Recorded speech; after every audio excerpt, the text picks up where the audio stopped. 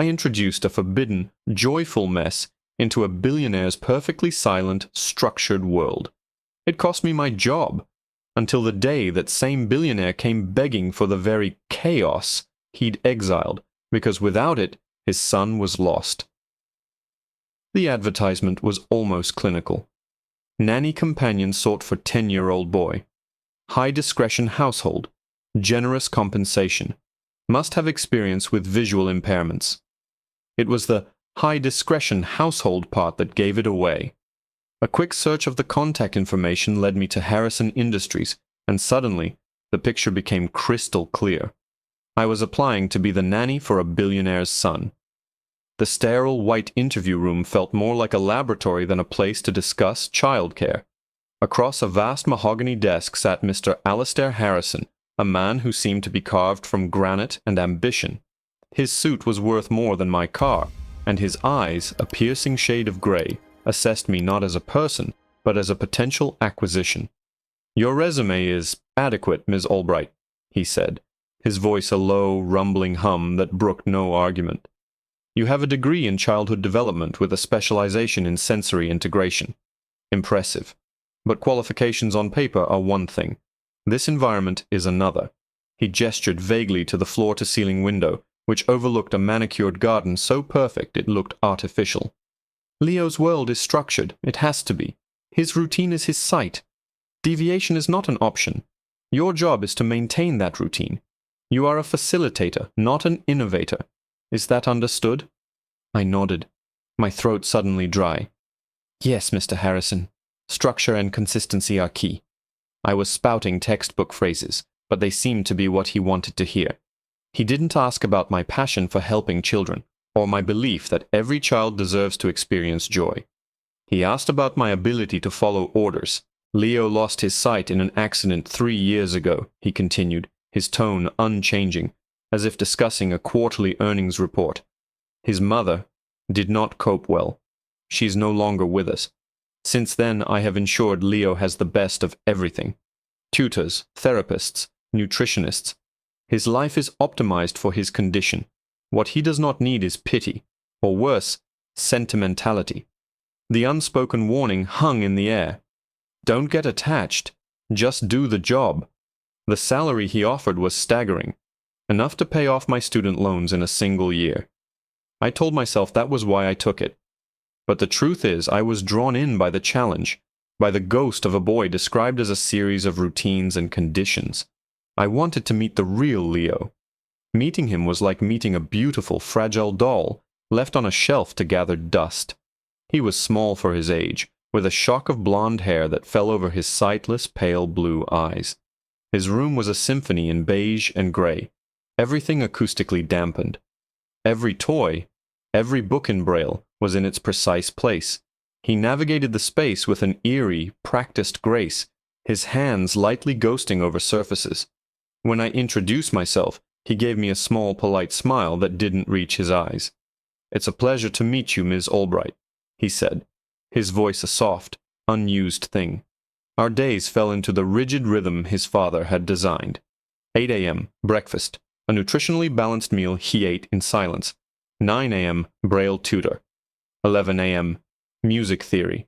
1 p.m., lunch. 2 p.m., physical therapy in the private gym. 4 p.m., audiobook hour. There was no spontaneity, no laughter, no mess. The entire mansion was a silent, gilded cage, and Leo was its loneliest occupant. The staff moved like shadows, speaking in hushed tones, all of them terrified of upsetting Mr. Harrison's perfect order. I tried to connect. I described the colors of the sunset during our walks in the garden, the shape of the clouds. He would just nod politely. "Thank you for the description, Miss Albright." It was like talking to a very advanced, very sad robot. I saw his hands were always restless, tracing patterns on the table, feeling the weave of the cashmere blanket on his chair, drumming silently against his leg. He was starved for tactile sensation, for a world he could feel. That's when the idea sparked. I had been a potter in college, a hobbyist, but I remembered the profound feeling of shaping something from nothing with my own hands. The cool, yielding slickness of wet clay. It was a world you didn't need to see to understand. Mr. Harrison would never approve. It was messy, unstructured, and served no optimal purpose. It was art. It was play. Both were strictly forbidden in Leo's schedule. So, I decided to break the rules. I bought a small block of air-dry clay and smuggled it into the house in my handbag, my heart thumping against my ribs like a trapped bird. That afternoon, during the scheduled audiobook hour, I paused the recording of The Odyssey. "Leo," I said softly, "I have something for you. Can I borrow your hands for a minute?" He looked hesitant, his head tilted towards me. This was a deviation. This was not on the schedule. But he extended his small, pale hands. I took the block of clay, cold and firm from my bag, and pressed it into his palms. His fingers flinched at the unfamiliar texture. "What is it?" he whispered. "It's clay," I said, my voice barely above a whisper, as if we were sharing a momentous secret. "You can make anything you want with it." I took a piece for myself and began rolling it into a bowl, describing the sensation. "Feel how it gets warmer from your hands? How it gives way when you squeeze it?" For a long moment he just held it. Then, slowly, his fingers began to explore. They pressed, pinched, smoothed. A small, wondrous smile, the first real one I had ever seen from him, bloomed on his face. He wasn't just following a routine. He was creating. For the first time, he was in control. We spent the next hour in blissful, silent creation, his little hands, once so restless, now moving with purpose. He made a lopsided snake. I told him it was the most magnificent snake I had ever seen. The secret clay sessions became our ritual, the one bright spot in his gray, scheduled world. He was coming alive. He started asking questions, telling me stories about the creatures he was sculpting. He was laughing. The change was so profound that I knew I had to take it to the next level. A simple block of clay wasn't enough. He needed to feel the spin, the pull, the magic of a potter's wheel. It was a huge risk. A potter's wheel wasn't something I could hide in my purse. I ordered a small electric one online and had it delivered to a friend's house. I spent an entire night racked with anxiety, figuring out how to get it into the mansion. I finally managed to sneak it in piece by piece, hiding it in an old, forgotten storage closet at the far end of the servants' wing. It took me 2 days to set it up. Today was the day.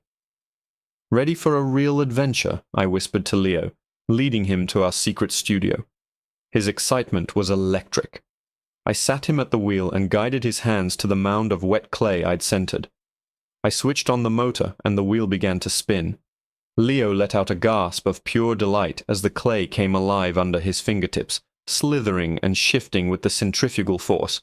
He laughed, a loud, clear, beautiful sound that echoed in the small room. His face, usually so placid, was alight with joy, splattered with specks of gray clay. It was the most beautiful thing I had ever seen. In that moment of pure, unadulterated happiness, we didn't hear the footsteps approaching down the marble hall.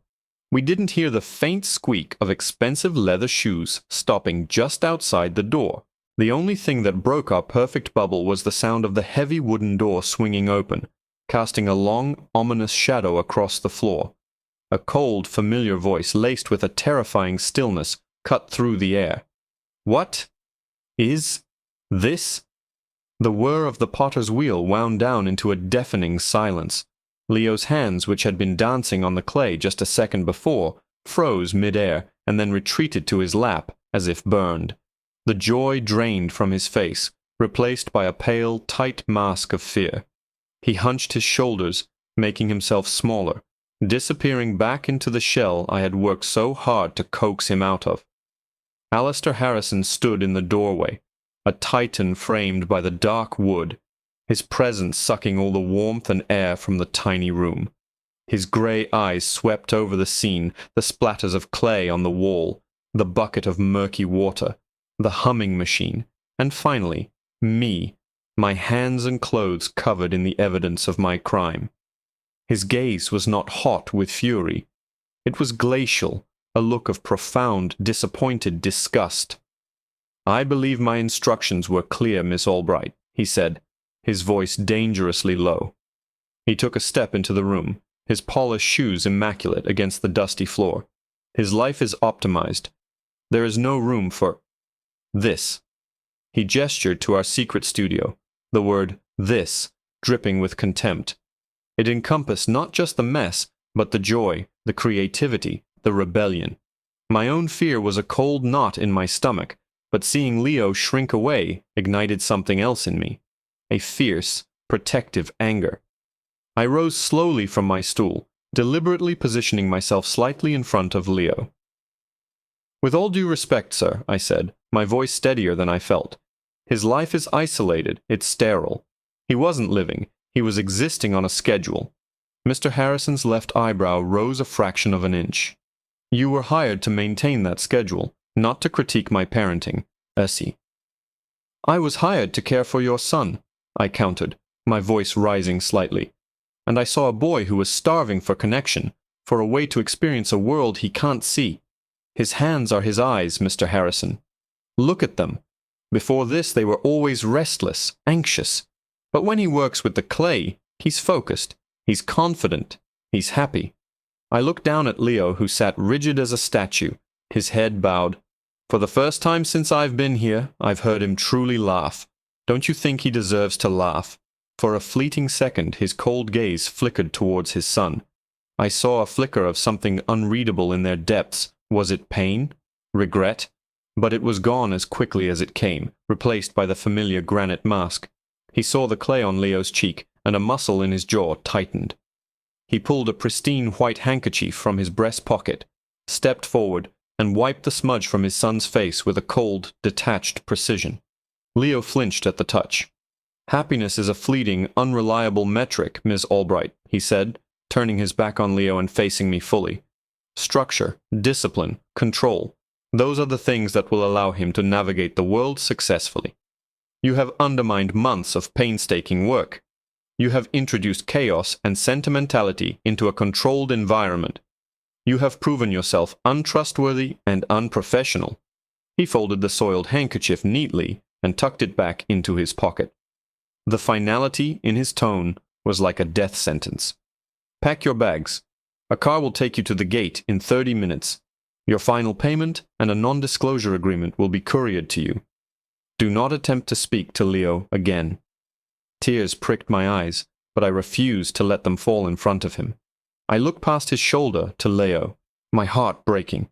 He was so still, so silent. He had retreated so far back inside himself I wasn't sure he could even hear me. "Leo," I whispered. "I'm so sorry." He didn't respond. He didn't even move. The vibrant, laughing boy from 5 minutes ago was gone, and the little ghost was back in his place.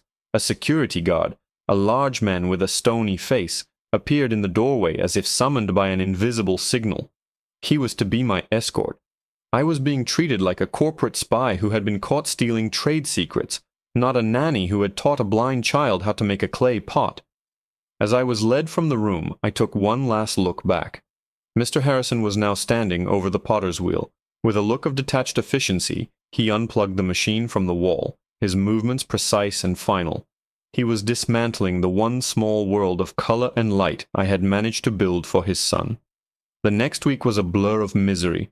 I moved into a tiny, depressing apartment and spent my days scrolling through job sites, but my heart wasn't in it. Every time I closed my eyes, I saw Leo's face, alight with joy one moment and shuddered with fear the next. I had made things worse. I had given him a glimpse of freedom, only to have it snatched away, leaving his cage feeling even smaller than before. The guilt was a physical weight. The check from Mr. Harrison arrived, an obscene amount of money that felt like a bribe for my silence. I wanted to tear it up, but I couldn't afford the gesture. Late one Friday evening, a week after my dismissal, there was a sharp, insistent knock on my apartment door. I wasn't expecting anyone. I figured it was a package delivery or a neighbor with a complaint. I peered through the peephole, my breath catching in my throat. It wasn't a delivery driver. Standing under the flickering fluorescent light of my dingy hallway, looking utterly alien and out of place, was Alistair Harrison. He wasn't wearing his usual armor-like suit. Instead, he wore a simple dark sweater and trousers, but they still looked more expensive than my entire apartment. He looked tired. More than tired, he looked frayed, the granite composure chipped away to reveal something raw and unsettling beneath. His hair was slightly disheveled, and for the first time I saw dark circles under his eyes. My first instinct was to slam the deadbolt and pretend I wasn't home. Let him stand there. Let him feel what it was like to be powerless for a change. But the desperation etched on his face held me captive. I unlatched the chain and opened the door just enough to talk. "Mr. Harrison, what are you doing here?" He didn't try to push his way in. He just stood there, his powerful frame seeming to shrink under the weight of something I couldn't see. "Miss Albright, may I have a word?" His voice was different. The commanding rumble was gone, replaced by a strained, hoarse texture. "I believe you're in violation of our non-disclosure agreement just by being here," I said, the words sharp with a week's worth of pent-up anger and grief. He flinched, a barely perceptible motion, but I saw it. "The agreement can be voided. Please." "It's about Leo." Of course it was. My anger warred with a sudden, surging wave of anxiety. "Is he okay?" He finally met my eyes, and the look in them was a punch to the gut. It was fear, pure, undiluted fear. "No," he said, the word cracking slightly. "He's not." He took a deep breath, the master of the universe struggling to assemble a simple sentence. "Since you left?" He has shut down. Completely. He refuses to speak. He's barely eating. He just sits in his room, unresponsive.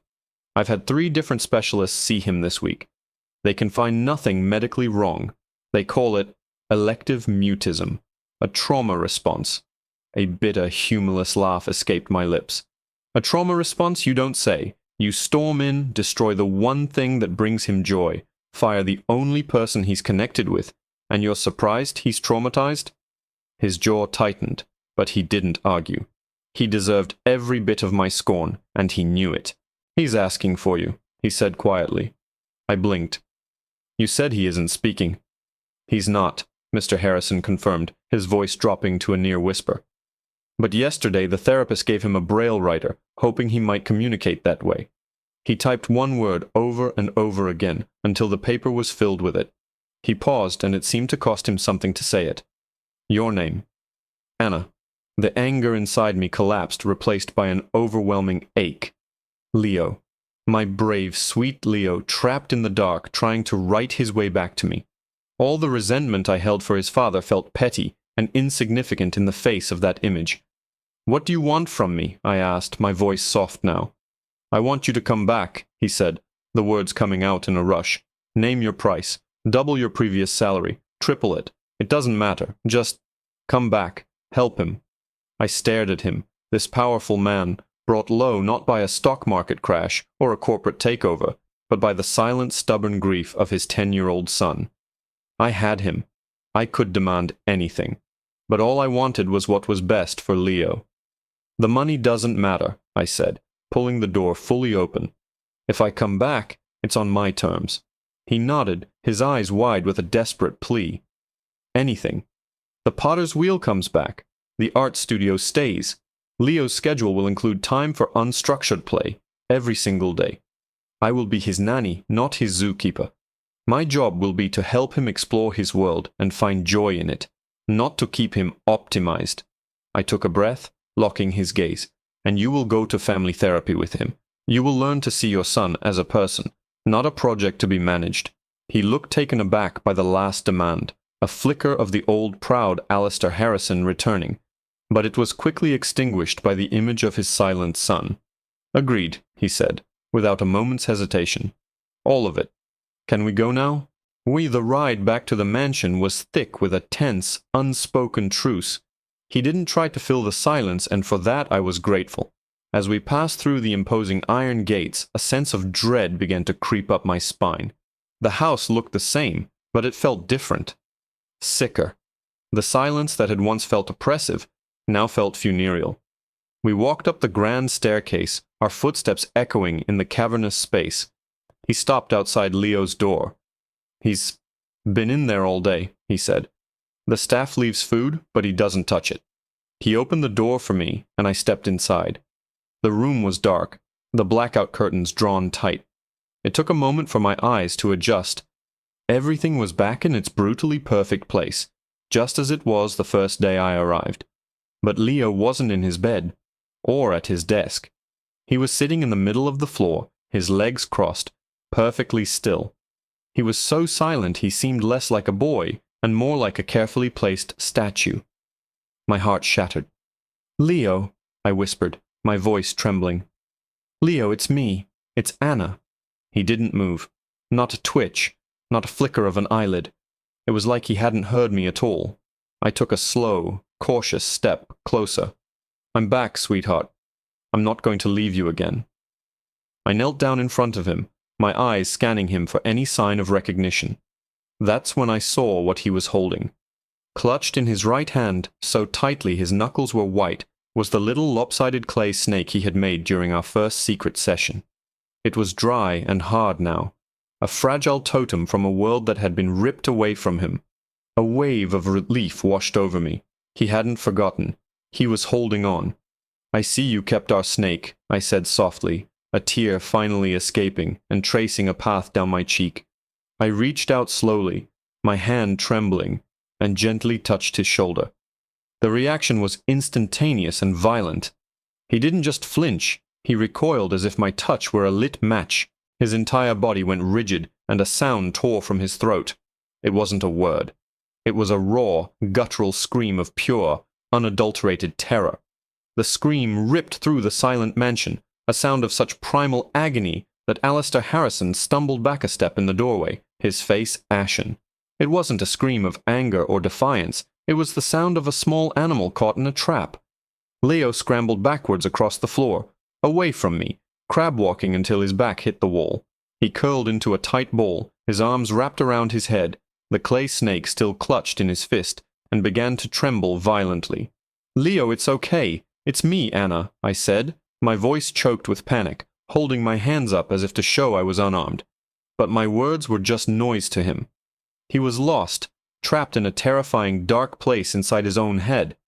Alistair moved a step forward to take control, but I shot him a look that stopped him in his tracks. "Don't," I mouthed silently. More authority, more control, was the last thing Leo needed right now. I needed to rewind, to go back to what worked. My mind raced. His world was sound and touch. My voice, my touch. They were now associated with the trauma of our discovery, with the terror of his father's wrath. I had to find a different way in. My eyes landed on the clay snake, the one tangible link to the happy moments we'd shared. Clay. It started with clay. "Mr. Harrison," I whispered, never taking my eyes off the trembling boy in the corner. "Where is it? The wheel, the clay." "It's in the garage. I told the staff to dispose of it," he stammered. "Get it, now, and bring a bucket of water." He didn't question me. He turned and practically ran from the room. I stayed on the floor, making myself as small and non-threatening as possible. I didn't try to talk to Leo or move closer. I just waited. It felt like an eternity, but it was probably only a few minutes before Harrison returned, carrying the disassembled potter's wheel, followed by a bewildered-looking housekeeper with a bucket and a heavy sack of wet clay. I didn't acknowledge them. My focus was entirely on Leo. I set the wheel up in the middle of the room, my movements slow and deliberate. I centered the base, attached the wheel head, and plugged it in. I sliced off a large piece of clay with a wire tool, the sound a soft thwip in the quiet room. I plopped it onto the wheel with a wet smack. Leo's trembling seemed to lessen slightly at the familiar sounds, his head tilting a fraction of an inch in my direction. I dipped my hands in the water and started the wheel, keeping the speed low. The familiar, gentle whir filled the room. I didn't speak. I let the sounds speak for me. The rhythmic splash of water, the soft friction of my hands against the spinning clay. I began to raise a cylinder, my hands working automatically. I let it rise, then collapse. I centered it again. The process was meditative, a prayer in mud and water. Slowly, almost imperceptibly, Leo's trembling stopped. He uncurled himself just enough to listen, his small body a finely tuned instrument of hearing. The fear was still there, a tangible presence in the room, but curiosity was now wrestling with it. I kept working, my hands shaping and reshaping the formless lump. After a few minutes I started to talk, but not to him. I spoke to the clay. "Hello there," I murmured softly. "You're cold. Let's see if we can warm you up.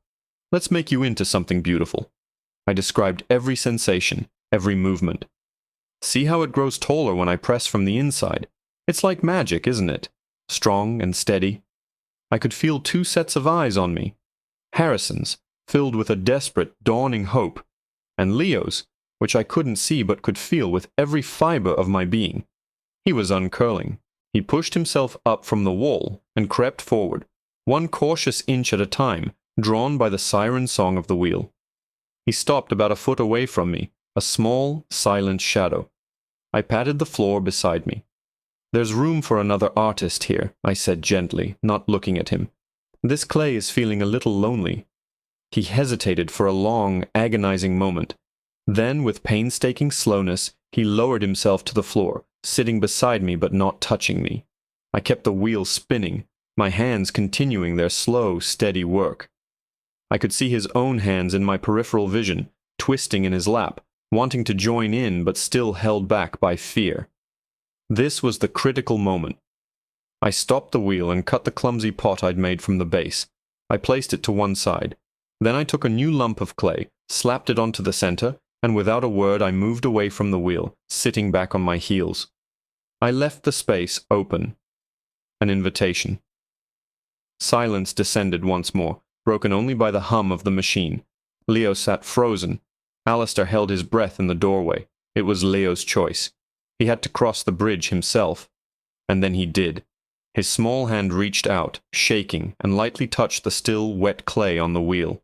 He flinched, but he didn't pull back. His fingers explored the surface, tracing its shape. He leaned closer. He placed his other hand on the clay. Then he looked in my direction, his sightless eyes searching. I reached out and gently guided his foot to the pedal. He pressed down. The wheel began to spin. A shudder went through his small frame, but this time it wasn't from fear. It was a release. A dam breaking. A single sob escaped him, then another. Tears streamed down his face, washing away the streaks of dust and grime. His hands, though, stayed on the clay. They began to move, clumsily at first, then with more confidence. He wasn't just touching it, he was commanding it. He was pouring all his fear, his grief, and his silent rage into that spinning lump of earth. And it was taking it. It was holding it for him. I let him work, let him cry, until his sobs subsided into sniffles. Alistair was openly weeping in the doorway now, his shoulders shaking. I finally put a hand on Leo's back, and this time he didn't flinch. He leaned into my touch. "It's not just a toy, is it?" a broken voice said from the doorway. We both looked up. Alistair Harrison walked slowly into the room and knelt down on the other side of Leo, uncaring of the mess on his expensive trousers. "It's a voice," he whispered, looking at his son, truly looking at him, with an expression of profound awe and regret. "You were giving him a voice." Leo's hands stilled on the clay. He turned his tear-streaked face towards the sound of his father, and then, in a small, raspy voice, he spoke his first word in over a week. "Dad?" Alistair's composure shattered completely. He reached out, not with the cold precision of before, but with a trembling, uncertain hand, and cupped his son's cheek. "I'm here, Leo," he choked out. "I'm here, and I am so, so sorry." In that clay-splattered room, surrounded by the mess and chaos he had so desperately tried to control, the billionaire finally connected with his son. The healing wasn't instantaneous, of course. It was slow, and it was messy, much like working with clay. But it had begun. The mansion was no longer silent. It was filled with the whir of the potter's wheel, with tentative conversations, and eventually with the beautiful, ringing sound of Leo's laughter. And I was there to hear it all, no longer just a nanny, but a part of a broken family learning to reshape itself into something new, something stronger, something beautiful.